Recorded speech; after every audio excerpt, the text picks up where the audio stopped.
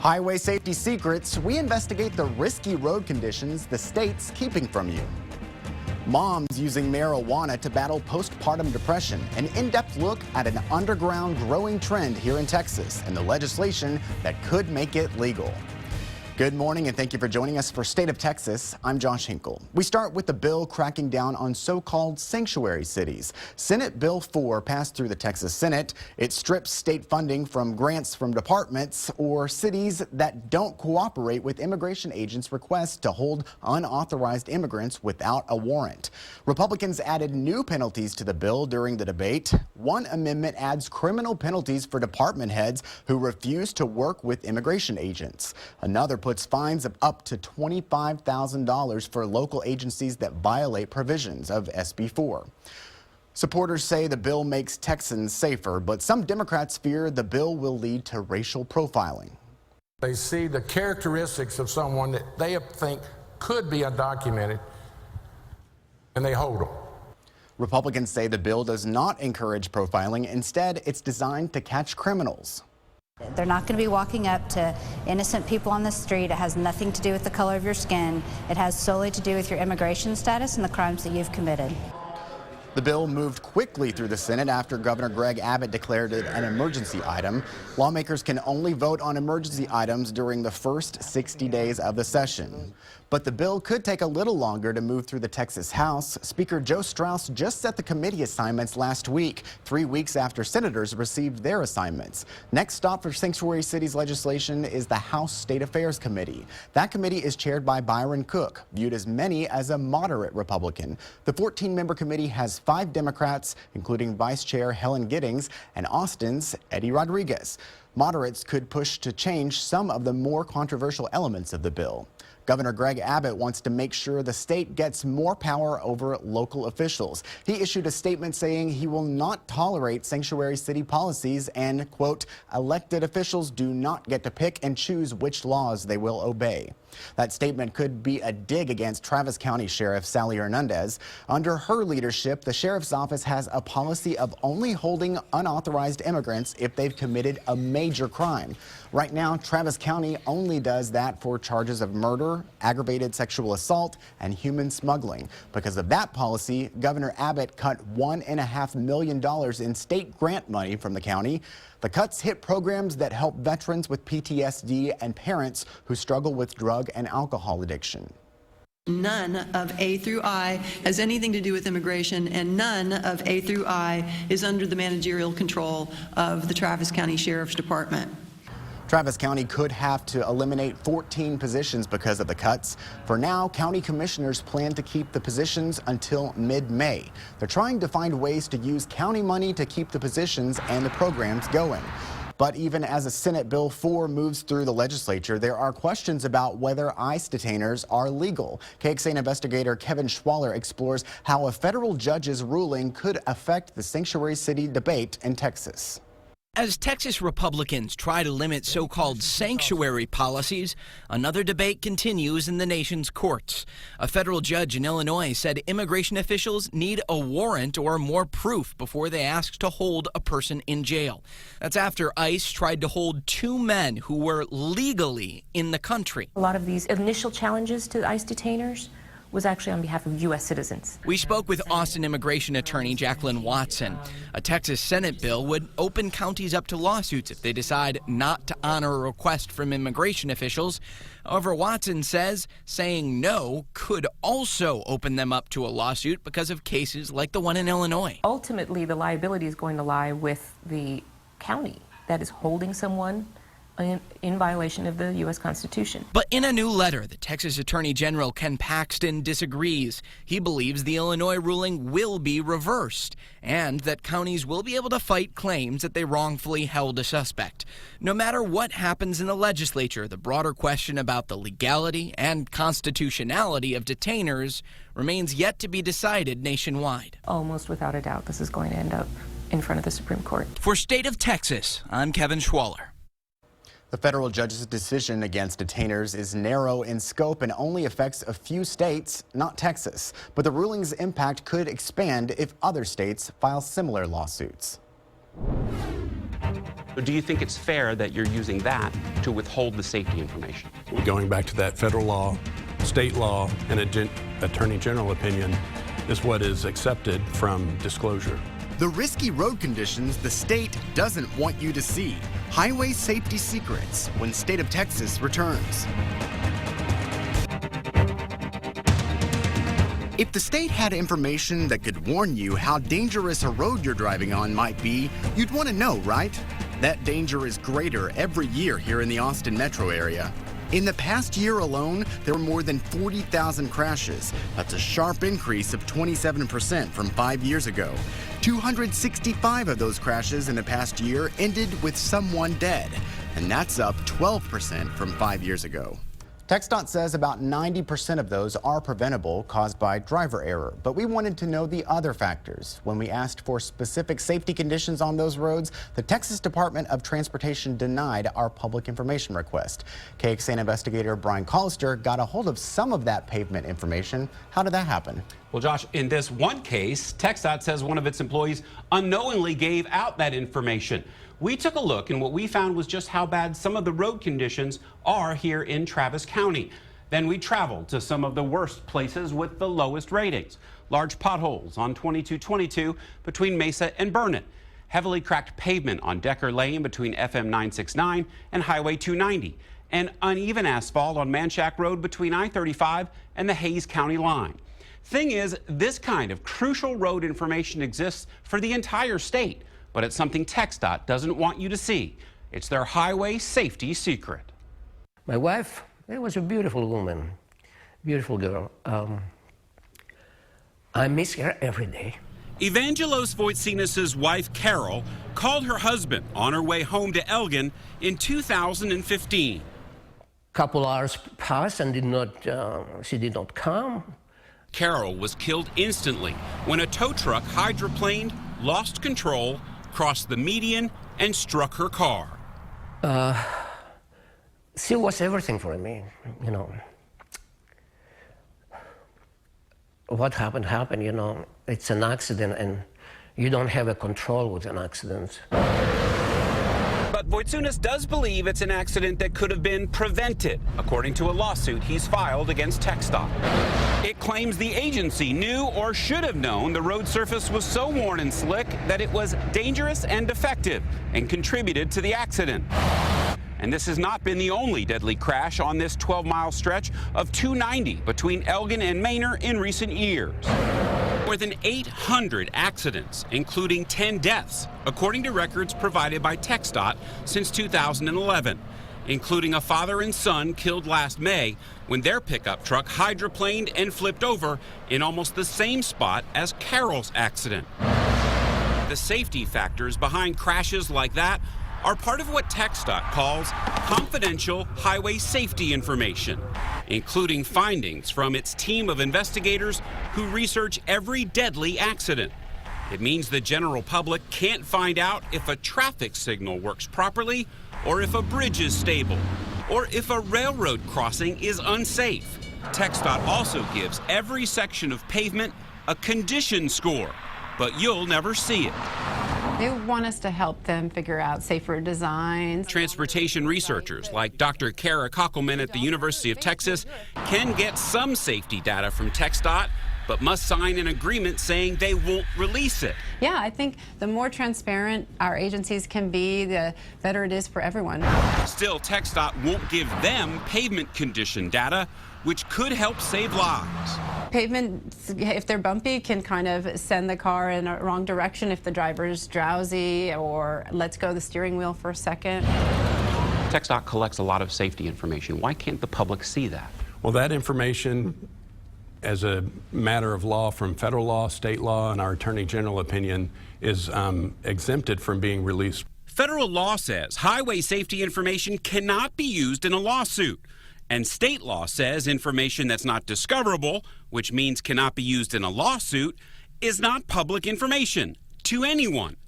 The law says nothing about keeping that information from you and me, just that you can't use it in court. Federal law, I've read it, and it basically says you can't use the safety information we're talking about in a lawsuit. Correct. So then why not release it to the public? Because if we release it to the public, 2 days later, it would show up in a lawsuit against the department. If it can't be admitted into a court, why tell people they can't see it because it may be admitted in court? Because what will happen is the attorneys will look at that information and then try and draw that information out from people who get brought into the trial for that. I'm a taxpayer. I have a wife and children. They drive around in a minivan on the road. Lots of people watching at home have the same. Why should the safety of their roadway be secret for any reason?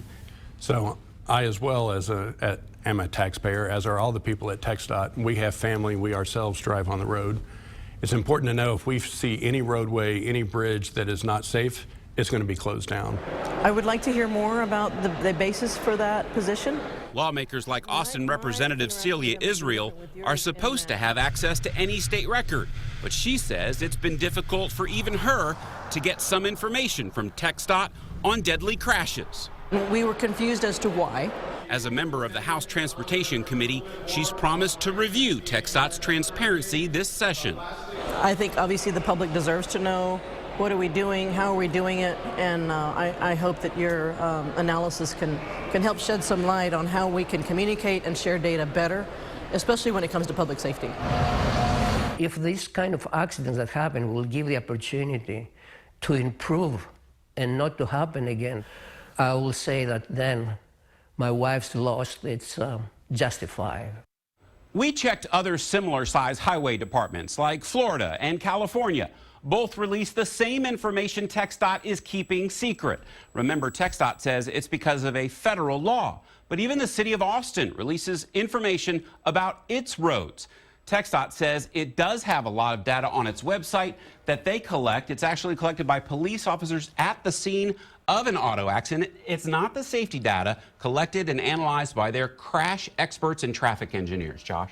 All right, Brian, one other thing we wanted to know are the places with the most deadly crashes in the past 5 years among those TxDOT plans to upgrade. Some of the worst, Highway 71 at 973 in southeast Austin, 5 fatal crashes. I-35 at Palmer Lane in Austin, 5 deadly crashes. Highway 183 at FM 1185 in Caldwell County, 4 fatal crashes. We checked TxDOT's list of improvement projects. 71 recently got an upgrade, and the intersection with FM 973 is currently under construction, and plans for that stretch of I-35 are under development, but the section of 183 is not on TxDOT's list.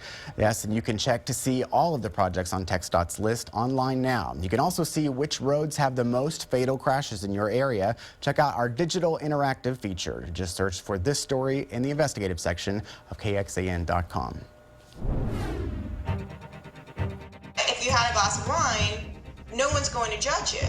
But if you smoked part of joint, there's still that stigma. Moms breaking the law, smoking marijuana to treat postpartum depression.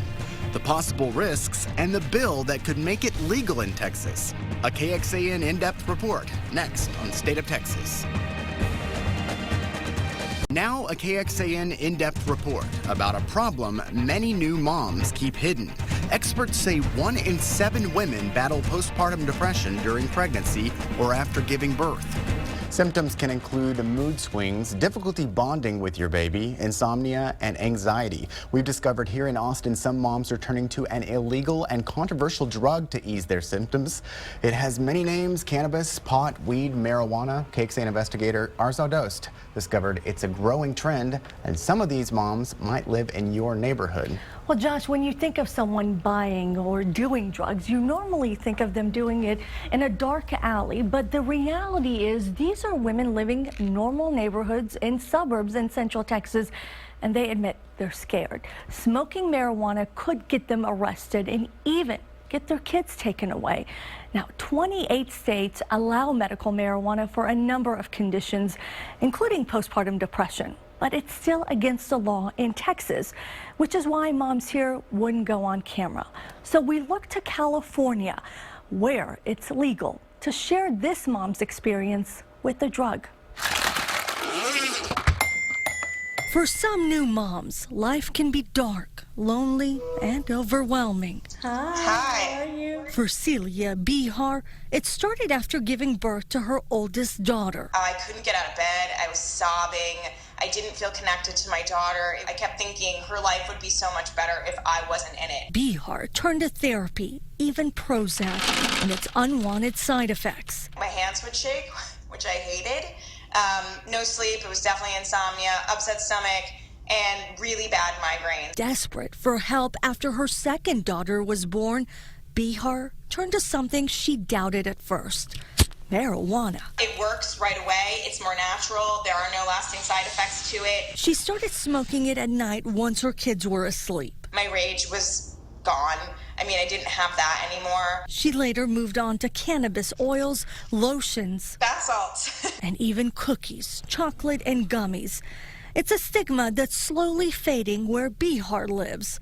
Doctors in California can't write prescriptions, but they can now recommend cannabis to their patients. What I'm allowed to do is approve a patient so that they would be exempt from any criminal accusation or prosecution based on my approval. Dr. Bonnie Goldstein is the medical director of LA-based Canna Centers. Her patients use cannabis to treat cancer, autism, and postpartum depression. These are not people who are saying, let's get high. These are people who are saying, I have a real situation going on.